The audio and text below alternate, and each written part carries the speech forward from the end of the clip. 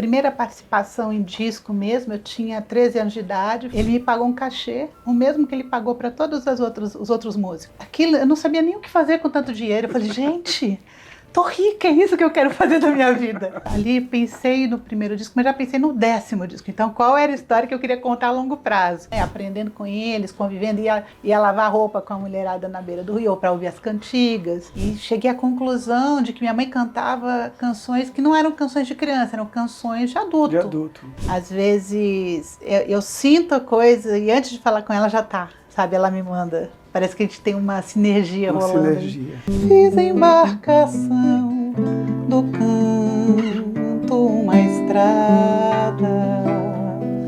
Claxon, vá, vá, vá, vá filosofia van. Claxon, vá, vá, vá, vá filosofia. Olá, eu sou Zé Guilherme, você está aqui comigo no canal Entre Meios, um canal de entrevistas no YouTube, com entrevistas novas toda semana, toda quarta-feira às 19 horas, uma nova entrevista com uma personalidade nova. E já que você está aí, eu quero te convidar para se inscrever no canal, clicar no sininho para receber as notificações em primeira mão, curtir e comentar. Um papo alegre, informal e divertido. Hoje eu tenho a grata satisfação de receber aqui para conversar comigo Kátia Teixeira. Rogai por nós.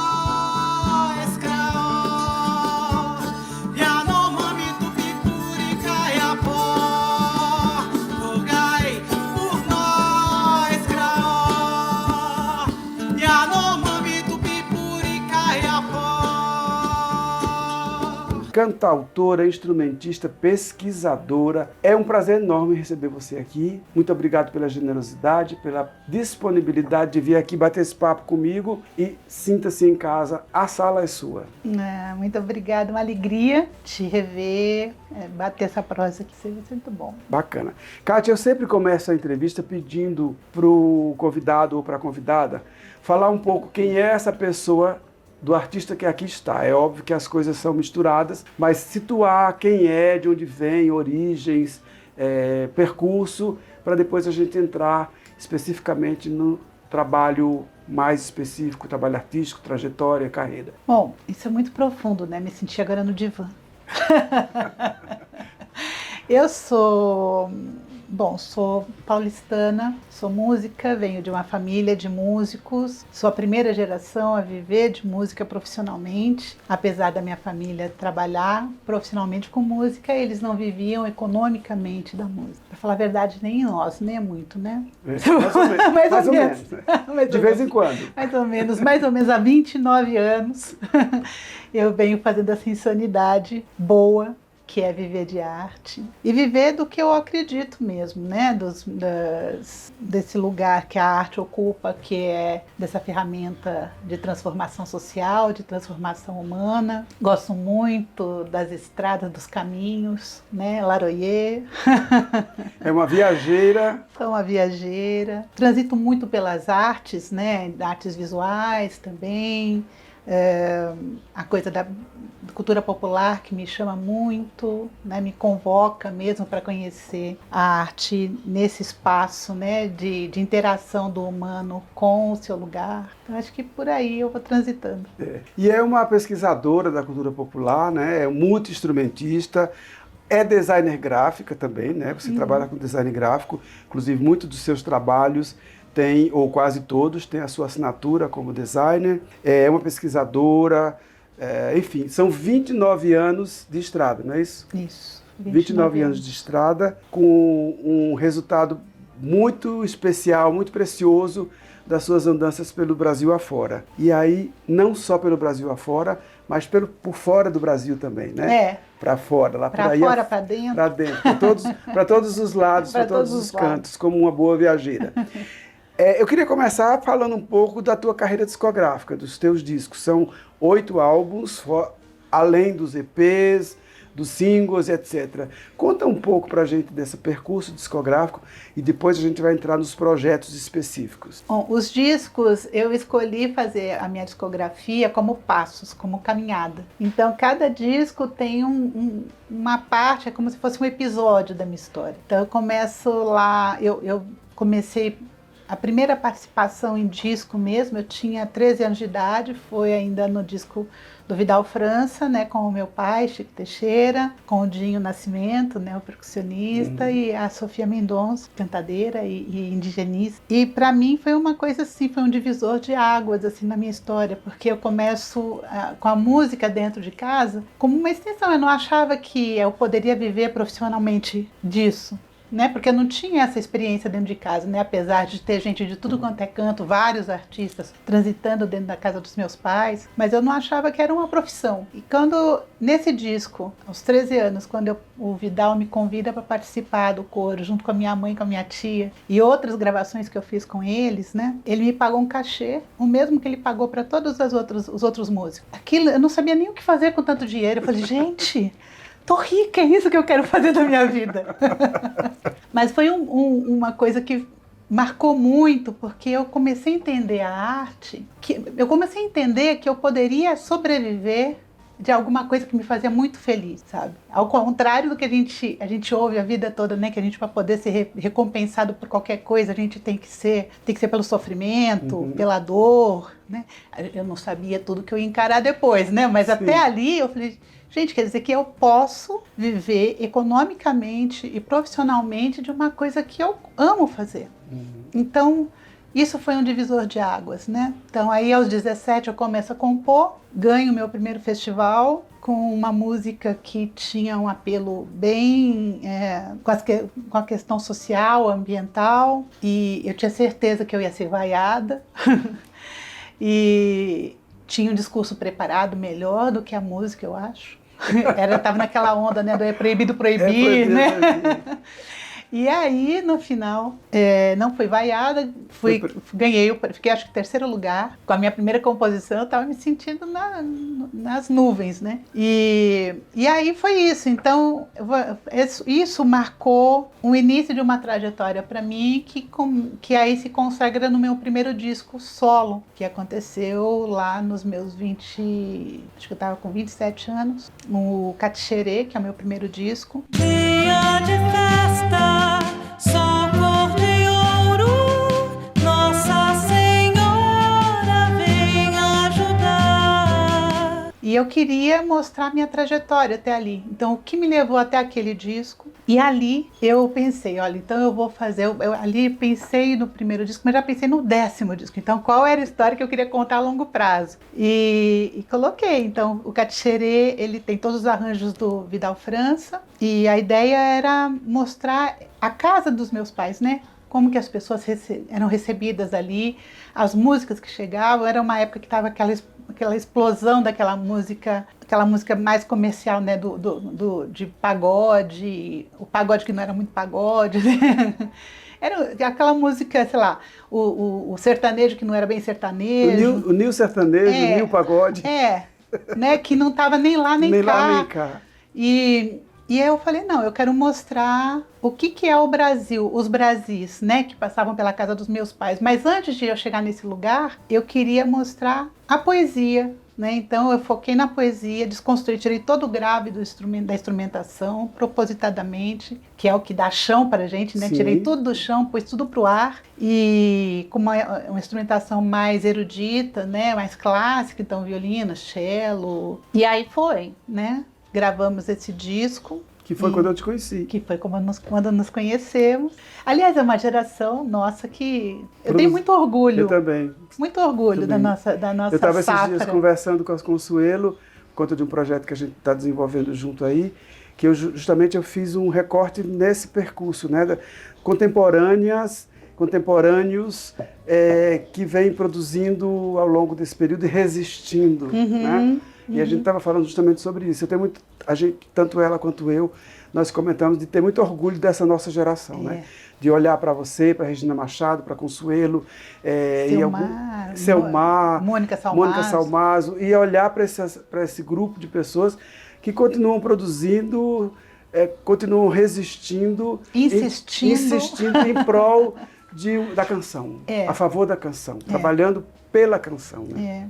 Mas eu vejo assim que às vezes as pessoas falam, porque é uma questão de modismo isso. O que a gente faz tem um lugar na história que remonta aos trovadores, né?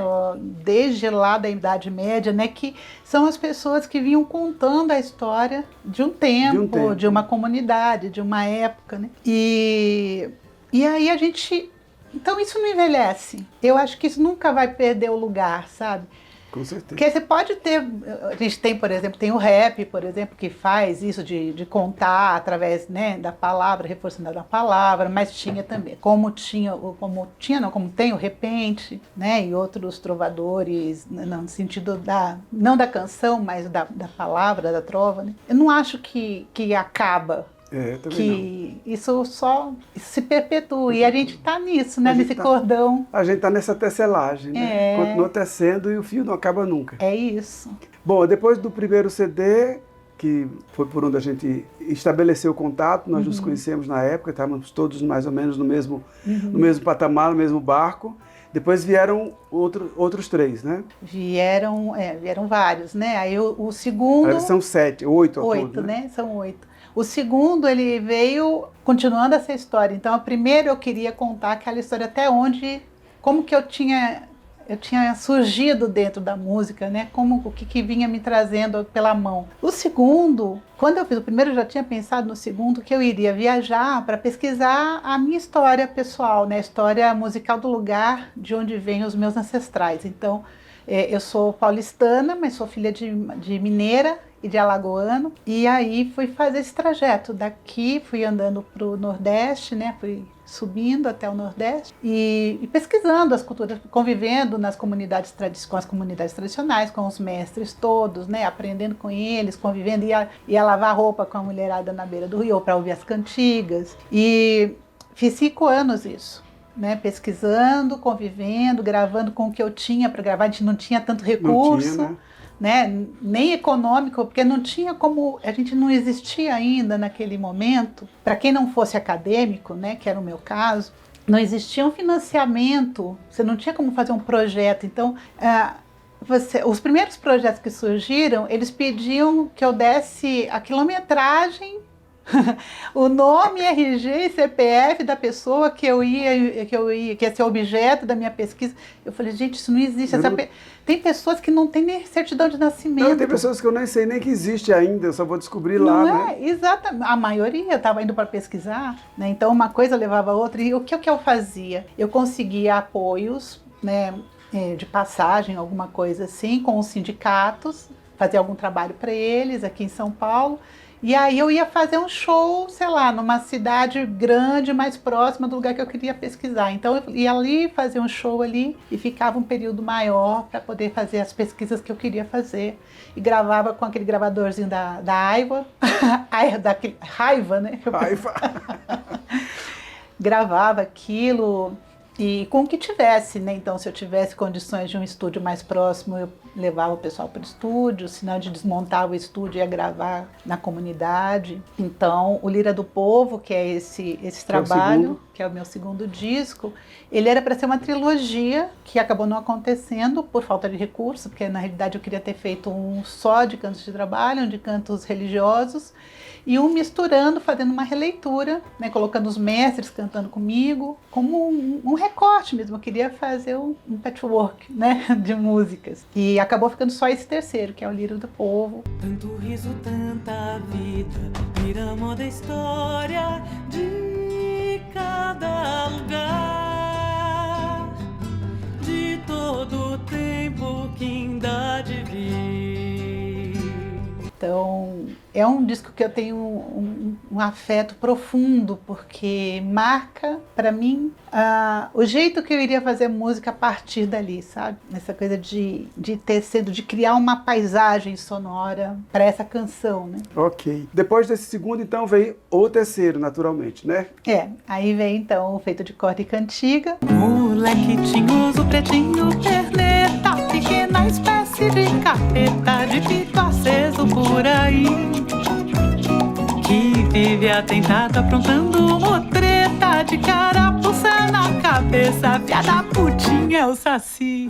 Que eu escolhi 4 compositores que me representavam muito assim na palavra, né? Então, Chico Branco, Luiz Perequê, Jordano Moschel, do Maranhão, e Jean Garfunkel, aqui de São Paulo. E gravamos tudo lá no estúdio do Ricardo Vinini. E foi uma coisa muito bacana, assim. Eu queria dar a discografia, cada faixa tinha uma só. Eu queria a coisa do minimalismo, né, para a música, porque o Lira do Povo já era bastante amplo, então enxuguei na poesia, com os homens cantando, a maioria assim, era vocais masculinos, bacana. Eram compositores masculinos, e tudo isso propositadamente, porque já vinha outras coisas para frente. E aí já vinha a ideia do próximo. Já vinha a ideia do próximo. O próximo seria o disco que ainda nem saiu, que vai sair agora, vai ser o nono, que é só com as mulheres, né? Acabei pulando e fui para um disco chamado Dois Mares. Fiz um barco invisível, naveguei pra te encontrar. Nosso amor só é possível no momento de cantar. Que é pegando o mundo da lusofonia. Fiz uma parceria com o Luiz Salgado, um mineiro, né, de Patos de Minas, e fizemos um disco que eu queria fazer esse recorte da lusofonia sem ter samba e fado. Não que eu não goste, eu amo os dois, mas é que queria mostrar... Sair um pouco do lugar comum, né? É. Então aí fui para outras coisas dos tradicionais, da música também, Zeca Afonso, né, do português. E aí depois aí vem o meu quinto disco, que é As Flores do Meu Terreiro. Cravo e sangue sobre a cruz, rosa morena se abrir, girassol louco de luz, que o poeta fez sorrir. O As Flores do Meu Terreiro, que é o meu primeiro disco todo autoral, né? Lindo, autoral, com muito parcerias. Gente, olha, projeto gráfico, design gráfico, Kátia Teixeira, cantora, compositora, é tudo dela. Tudo tem... Eu sempre tive muito cuidado, assim, a ilustração são todas da Naila Pomé, que é uma artista visual aqui de São Paulo, e tem a coisa da digital, né? Eu gosto muito do traço dela, que tem essa coisa, parece uma digital, né? Em todas as artes. E eu acho que o trabalho que a gente faz precisa demais desse espaço que a gente não tem nas plataformas digitais, né? Exatamente. Que eu acho que são duas coisas que não competem de forma alguma, né? Porque são coisas completamente diferentes. A plataforma digital é uma coisa e a publicação é outra. É outra, né? Porque não é só a música, né? O que a gente produz quem fez, quem é um participa, recorte. A alma do disco, né? É a alma. É a alma, você está contando a história, né? Eu sou uma cantadeira de histórias.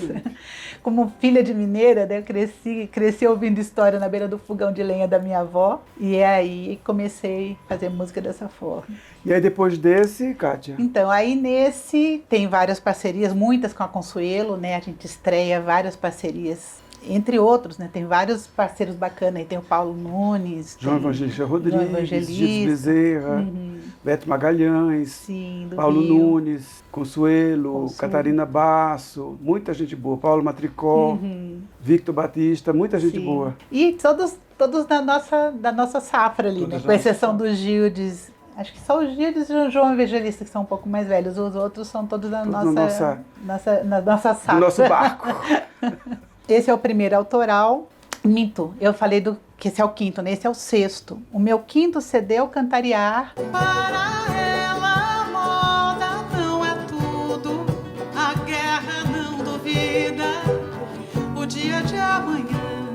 Que é uma compilação dos discos que eu participei. Então eu fiz lá, eram 21 anos de carreira, então eu coloquei ali as participações que eu fiz, né, com Tarancon, com Vidal, com Ney Couteiro, um monte de gente, assim, muita gente legal. O sétimo e o oitavo são os discos que vão resultar nesse trabalho aqui, que é o livro com álbum duplo, né? Canções para Atravessar a Noite Escura.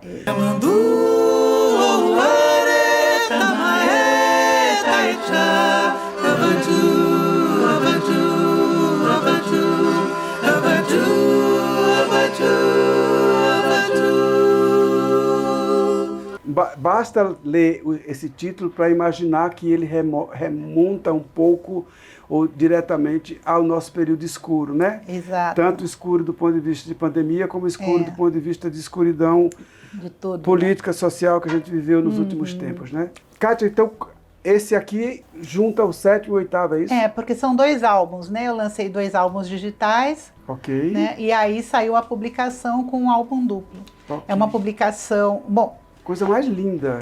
Também com ilustrações da Naila Pomé. Linda. Design gráfico teu. Design meu. Eu faço questão de ter, porque, e aí eu além das letras, né, eu coloco os recortes do período, né, de como foi compor essas coisas, as conversas, né, com as pessoas que fizeram resultar nesse trabalho, as ações sociais, políticas que foram desenvolvidas nesse período, a coisa de transitar também pelo escuro da gente, né, pelo nosso escuro, pela sombra da gente, né, pela nossa sombra. Própria sombra, né, não só a social, mas a sombra. Nossa. E foi uma coisa muito, muito, tá sendo ainda, né, uma coisa muito boa, assim, para mim, porque eu fiz.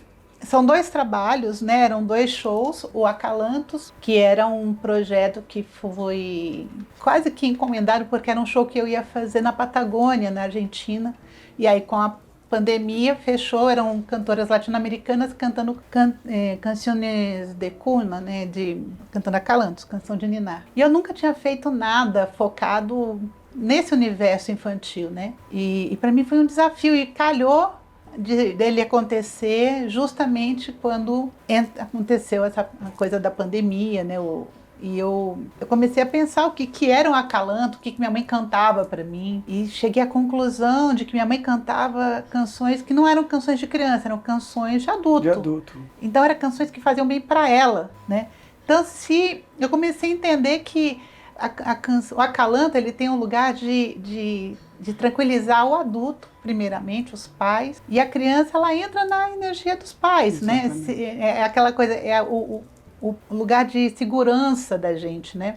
Alguém te dizendo que, olha, tudo bem, tá escuro, você tem medo, tudo bem de ter medo, mas isso não vai durar para sempre. Você vai amanhecer e vai ter outra possibilidade, vai ter outros amanhãs, né? E aí eu fiz o primeiro show, que era o Acalantos, focando um pouquinho mais leve, né? Assim, pegando essas canções, mas deixando um pouquinho mais leve, porque era infanto-juvenil, e fiz o Canções para Despertar, que era um outro show, que é um contraponto, né? Então, despertar a consciência, o corpo, a raiva, né?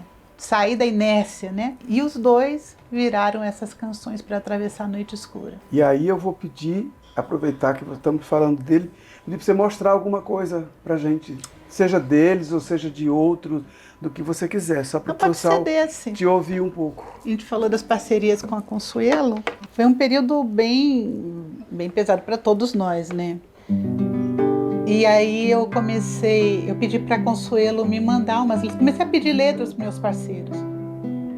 Apesar de eu fazer letra e música, eu acho que é muito bacana a coisa da troca, porque você sai do óbvio, né? A gente sai da gente mesmo, né? Quando você tem um encontro. E a Consuelo me mandou essa letra, me mandou 3 letras, saiu tudo numa noite só. Fiz essa canção no arco da madrugada, um avião no céu da invernada, um gavião no breu da noite alada. Fiz a embarcação do canto, uma estrada.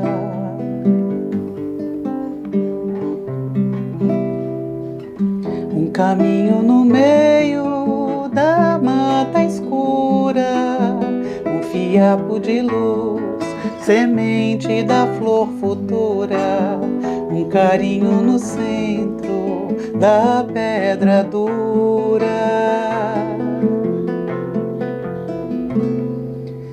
Água e sal, um quintal enluarado, vendaval, um floral abençoado, um sarau, um portal lá no roçado.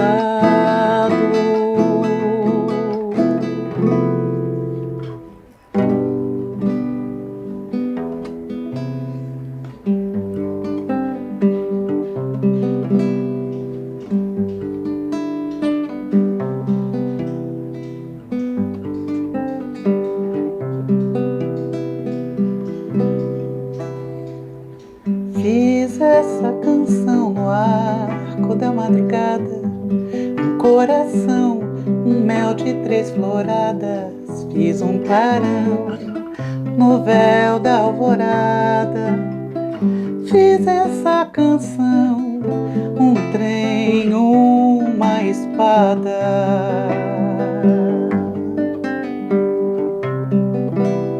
Um caminho no meio da mata escura, um fiapo de luz, semente da flor futura, um carinho no centro da pedra dura.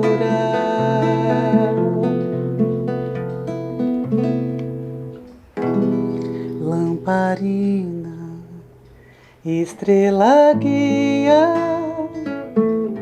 flor menina, fresta antes do sol,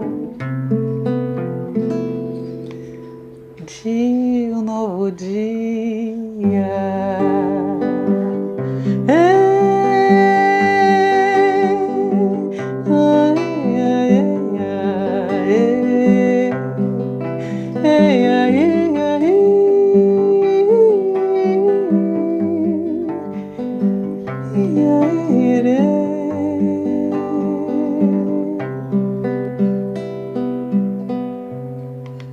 Uhul! Que lindo! Como chama essa canção? Chama No Arco da Madrugada. No Arco da Madrugada. Kátia Teixeira e Consuelo de Paula. A Consuelo tem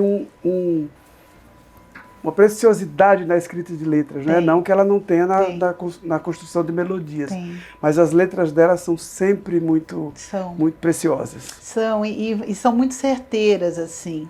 A gente tem uma empatia, assim, sabe? Construção. Assim. Às vezes eu sinto a coisa e antes de falar com ela já tá, sabe? Ela me manda. Parece que a gente tem uma sinergia rolando. Sinergia. E foi uma coisa também muito interessante desse trabalho, que, bom, eu sou casada há 23 anos com o André Venegas, e a gente nunca tinha feito um trabalho juntos, porque ele trabalha com barbatuques, ele tem um caminho e o outro, a gente passa bastante tempo, né, viajando, e ele até já dirigiu alguns espetáculos meus, mas a gente nunca tinha feito um show inteiro, alguma coisa assim, né? Então a gente começou a compor juntos, foi uma parceria que já era uma parceria de vida, virou uma parceria também profissional. Foi muito bacana, e aí a gente fazendo essas coisas todas, a Naila Pomé, ela é minha vizinha, então a gente gravava durante a noite, né? Tinha que ser durante a madrugada, porque montamos um estúdio em casa e você sabe que a região nossa como que é, né?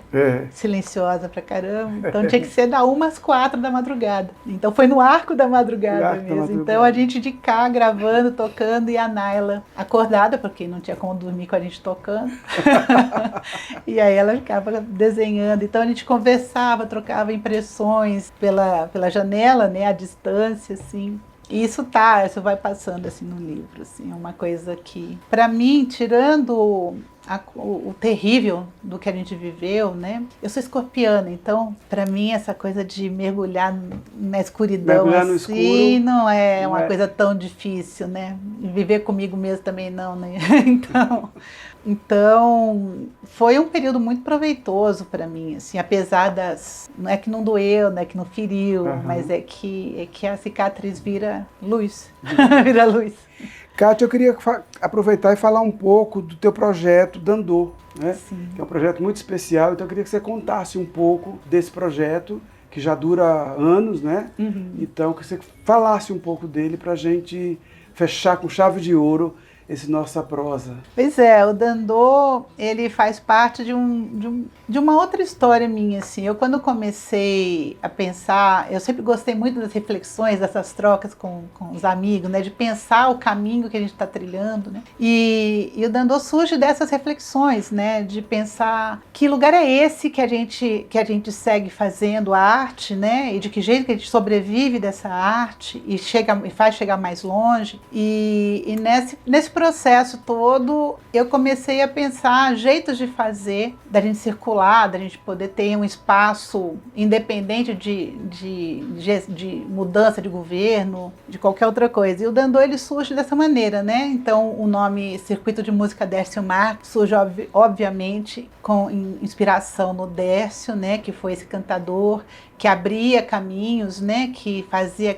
essas relações humanas de maneira inigualável. O Dandô, ele é um circuito de músicos, mas a intenção maior da gente é criar uma rede de encontro de pessoas que estão fazendo a diferença nos seus lugares. E aí a gente usa a música como fio condutor.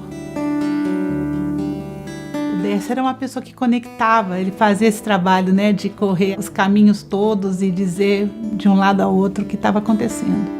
E o que eu fiz foi viajar nessas cidades, chegava de um lugar a outro e propunha uma cantoria, fazia um show, um amigo daquele lugar que me recebia e no final a gente fazia uma prosa com a audiência ali. Começamos aí propunha da gente fazer isso todos os meses com artistas diferentes e assim surgiu o Dandô. Hoje ele está completando 10 anos de atividade, ele está ganhando um upgrade, né? A gente agora está migrando para o Dandô. Migrando não, na realidade ganhando um guarda-chuva, né? Que é o Movimento de Artes e Saberes Dércio Mar e que abriga o circuito de música, né? Que é o nosso carro-chefe, que puxa, né, a banda toda, mas com outras linguagens de arte, de saberes, né? Então artes visuais, teatro, dança, literatura, poesia, contação de história, outras coisas como luthieria, direito e arte, direito à cultura,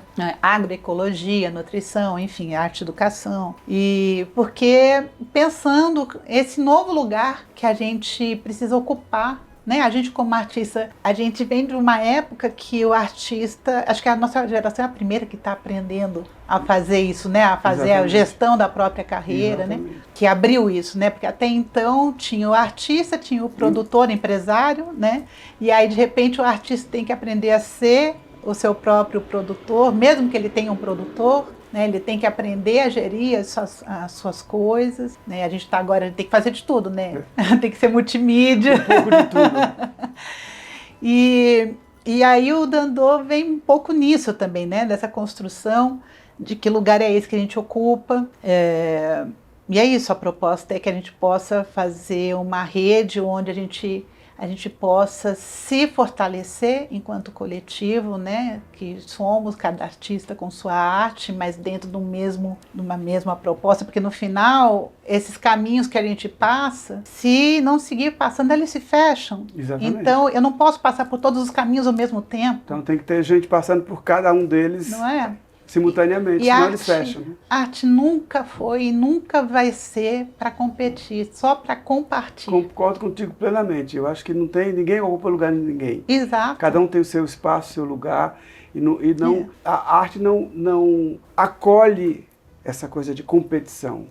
Para mim nunca teve. Eu sempre gostei muito de socializar, dividir, chamar parceiros para participar de show, dividir as ideias com o maior número possível de parceiros, e eu acho que isso é arte. E uma coisa que eu acho muito legal, assim, pensando na nossa geração, eu acho que isso perpetua, eu vejo com o pessoal que a gente está fazendo, continua fazendo isso, mas não tinha um show aqui em São Paulo onde não estivéssemos todos presentes. Né? Todo mundo ia assistir todo mundo. Ia assistir todo mundo. E participava do show de todo mundo. Né? Então isso também é uma coisa que manda uma mensagem muito forte, ainda mais numa época de guerra cultural, né, que a gente vai vivendo, que é para desestruturar mesmo, para fechar o foco, né? Levar a gente para a plataforma digital, a gente não... Como que você segue produzindo num lugar que não te paga a produção daquele trabalho, né? Então, a gente tem que educar o público, entender por que a gente faz, como a gente faz, que a gente chega com uma arte bonita, leve, pronta, mas que existe, imagina que é só a nossa conversa, quanta gente que está aqui, quanta estrutura para poder chegar o que a gente tem a dizer. Kátia, foi um prazer imenso te receber aqui. Acho que se eu pudesse, ficava aqui horas proseando. Eu sou boa de prosa. Muita coisa boa para conversar, muita ideia bacana para trocar. E assim, eu confesso que eu fiquei bem tentado a uma hora dessa tentar escolher umas 2 ou 3 letras lá, daquelas minhas lá em casa para mandar para você olhar para elas e dizer assim, isso não dá certo. Oba, manda sim. Tá bom? Manda sim. Mas foi um prazer imenso te receber. Fazia tempo que a gente não se encontrava assim para papear. As últimas vezes foi muito no corre de encontrar assim, saindo, entrando em show, né? E obrigado pela tua generosidade, pela disponibilidade. Foi um prazer enorme e deixo aí espaço para você acrescentar alguma coisa que eventualmente seja importante dizer. A gente esqueceu de comentar que você tem agora em outubro um período aí de shows, né? Sim, eu vou estar saindo agora, a gente começou uma série de comemorações, né, dos 10 anos do Dandô, que vai ficar ao longo de setembro a setembro, né? E eu tô indo para Minas, vou para Belo Horizonte, Mateus Leme, tem mais 2 cidades que eu não me lembro agora, mas vai estar nas minhas redes todas as informações direitinho, que é justamente dessa retomada do Dandô. Eu vou estar levando esse trabalho novo, né? Esse show do Canções para Atravessar a Noite Escura. Vou ser recebida lá pela Beatriz Farias, que tem um trabalho lindo também, que é dandeira. Então, a partir do dia 18, Kátia, 18 de outubro, 18 a 22, Kátia Teixeira, pelas Bandas das Minas. Isso, pelas Minas Gerais. Pelas Minas Gerais. Querida, brigadão, viu? Foi um prazer imenso essa prosa. Prazer todo meu. Um momento muito especial para mim. Para mim também. De revisitar as nossas histórias. Exatamente. E, olha, tenho que dar os parabéns, porque fazer isso daqui não é pouca coisa. Isso que você está fazendo de juntar histórias, de fazer essa coxa de retalho. Isso que você está fazendo, que vocês estão fazendo, é mandar uma mensagem para o futuro. Né? Alguém vai receber essa mensagem em algum lugar lá na frente. Essa é a minha esperança. Eu não tenho... Hoje, né? Eu nunca produzo nada na minha vida com o objetivo de ter resposta amanhã. Eu entrego para o mundo. O universo cuida dela e leva para onde tiver que levar. Mas, e você é isso, além da sua arte, a sua entrega como arteiro, como fazedor. Fazedor. Obrigadão, querida. Foi inenarrável o prazer. Essa foi mais uma entrevista do seu canal Entre Meios. Canal no YouTube com entrevistas novas toda semana com uma personalidade nova. Toda semana às 19 horas. Toda quarta-feira você pode vir com a gente, ouvir e ver esses papos, essas prosas deliciosas. Um papo informal, leve e, por que não, divertido. E já que você está aí, eu queria te convidar para se inscrever no canal, clicar no sininho para receber as notificações com antecedência, curtir e comentar. E vir com a gente toda quarta-feira. Vem com a gente! E arriscou de novo a dança, o vento criança, abram as janelas, quero brincar de rodo e rede, de pios e moinhos, rodo